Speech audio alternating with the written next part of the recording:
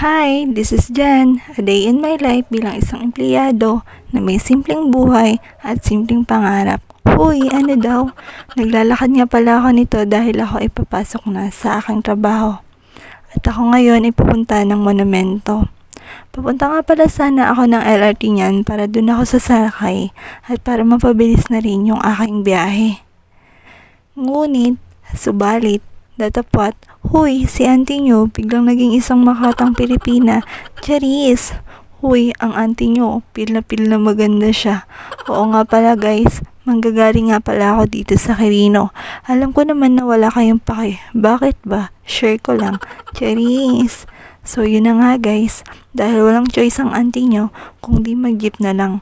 Bala ko pa nga sana nito ay mag-joyride, kaya lang walang budget ang auntie nyo. Napagtanto ko naman na noon, pero mas lalo kong napagtanto ngayon na totoo pala yung kasabihan na mahirap ang maging mahirap. Akala ko noon pag may trabaho ka na, mapera ka na. Mali pala at tama sila. Na pagka-graduate mo ng college, doon mo palang mararamdaman na ito na pala talaga ang totoong laban ng buhay. Huy, ba't naman auntie nyo, napaka-drama. Di tayo artista ha. Pero anyways, lagi pa din tayong magpasalamat kay Lord kasi kahit papaano, nairaraos natin yung buhay natin araw-araw. At lagi niya rin tayong ginaguide sa anumang pagsubok na dumarating sa ating buhay. Lahat naman na nangyayari is, they happen for a reason. Hindi naman tayo bibigyan ni Lord ng isang pagsubok kung hindi natin kayang lampasan. A few moments later. So, ito na nga guys, nakasakay na nga yung auntie nyo ng jeep papuntang monumento. Nagalit pa nga dyan sa akin si Lola kasi yung buho ko nga lumilipad-lipad sa kanya. Mabilis nga lang pala guys yung naging biyahe ko dyan papuntang monumento, gawa ng weekend at walang ganong traffic.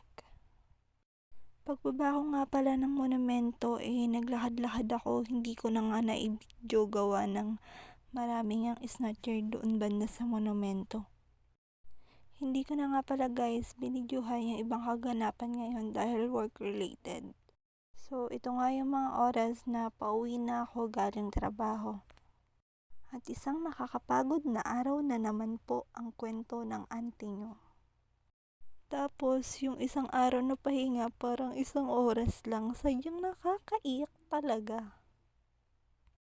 Pero, ganun talaga, wala namang trabahong hindi nakakapagod. Alipin kaya tayo ng salapi? Sadyang ganyan talaga ang buhay. We need to do this, not for ourselves, but also for those people who need us. So, yun lang. Bye-bye!